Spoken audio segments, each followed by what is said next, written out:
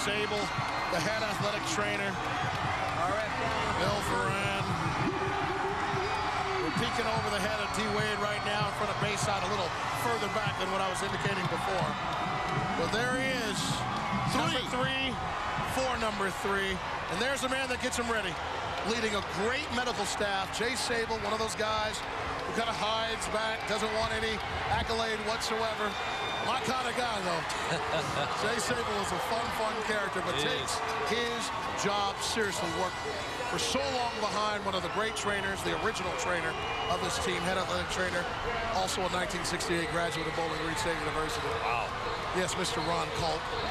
But now Jay has the reins and his great staff with, of course, Michael and Ray and on, the guys that help him get everything done. Vinny Aquilino, Coach Ferran, they just all do such a great job day after day, knocking it out with a great medical staff led by Dr. Edward Neff and Harlan Selznick.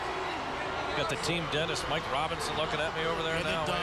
And I've been wearing out, hey, let me tell you something. I've been wearing out Kronberg, the ENT, ear, nose, and throat guy. He probably figures you need to go back for an appointment to fix that cavity or something. Straighten it up, whiten them up. But as you can tell, it's such a massive group of people to make sure the bodies are ready. And their bodies are their business. And as John, you know, you better have a sound medical staff to keep these bodies right. Oh, it's a great group of people. They've been around the team a long time. Great accountability, great confidentiality. When you need them in a pinch, they're there for you. Oh, the dawning of the number 3 right there. There's Michael McCullough. On the bus right in front of us, but our eyes on television locked in on Dwayne Wade and his family. Oh, he's giving it to him. Rain the love down.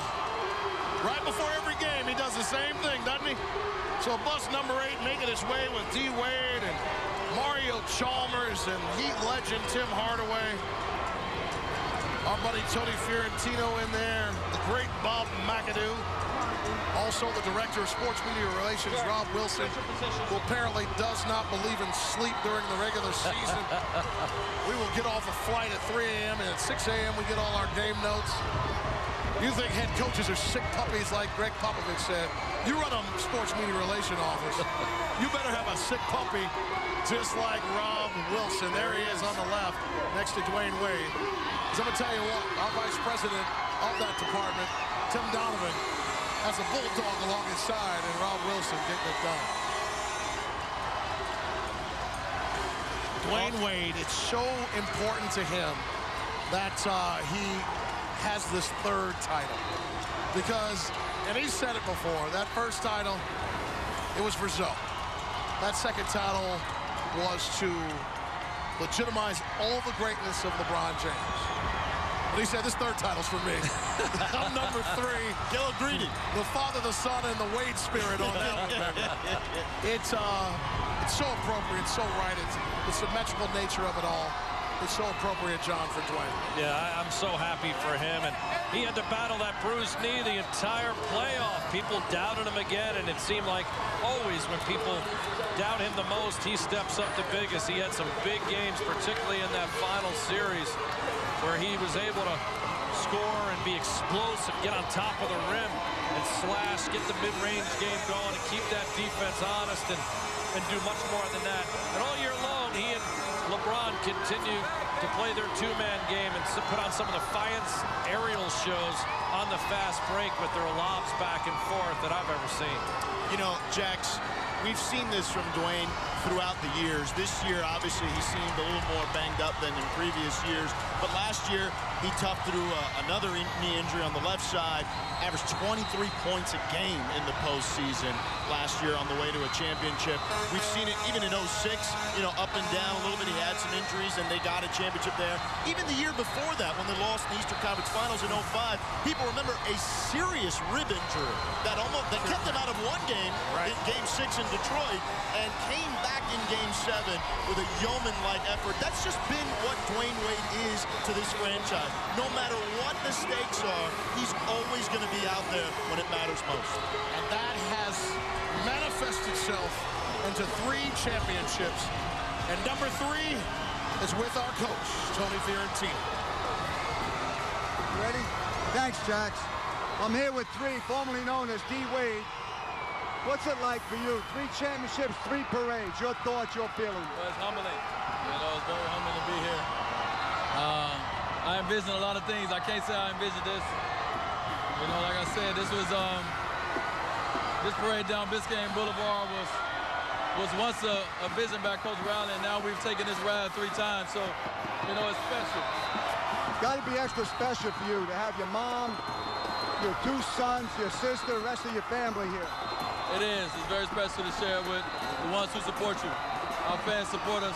Our family support us. So, you know, it gets no better than that. Could you ever envision a guy from the suburbs of Chicago being embraced and treated like a native son in South Florida? Not at all. This is my home. They treated me well since day one. I'll be here for about the rest of my life in this amazing city. So, you know, I thank the Miamians for accepting me as one of their own. And how big were the fans in Game 6 and 7 with that home court advantage? We don't win it without our fans. You know, we don't get to be the dominant home team all year without our fans. So I'm glad we could share a moment with them. Thanks, Wayne. Let's go back to Jax. Tony, thank you very much. It's so interesting when you think about the ideal that this team wanted to create in the fall of 2010, gentlemen. They wanted to make it nerve-wracking, unsettling to come into American Airlines Arena and try to play this team. And there were some losses in those first 2 years that shouldn't have happened to the building. But boy, oh boy, did they get there this year. George, it was unbelievable watching this team at home. It wasn't always easy, and Ray had to win a few of those first ones, didn't he? Yeah. But it was really dominant. Well, I think when we saw them hit their stride during that 27-game winning streak during the regular season, it was unbelievable stuff that we were watching. And you want to talk about a flair for the theatrics.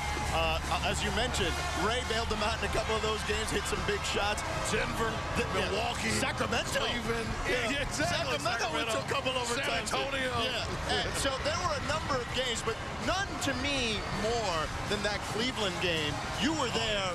John and I were in the studio. Losing it. The scoreboard came down. I mean, this is one of those where you're going, what else could happen? Down 27 points, and then they come back to win that game. It was amazing, and it was amazing to start with Jason describing the type of, you know, substance that was falling down. Excellent reporting by you, as always. Those skills are not dormant. They just haven't been used for a while. Just, you know, giving it the taste test before. There's an oily substance inside of this. But what a comeback, and again, the team showing their resilience throughout the course of that game. And LeBron being able to do it on that stage, which is it's so personal for him. Anytime you've played somewhere and you go back, and particularly in Cleveland, where, you know, he left and it was tough, and I think we saw the people begin to embrace him back again this year with the Heat jerseys and some of the comments that were made when he went back.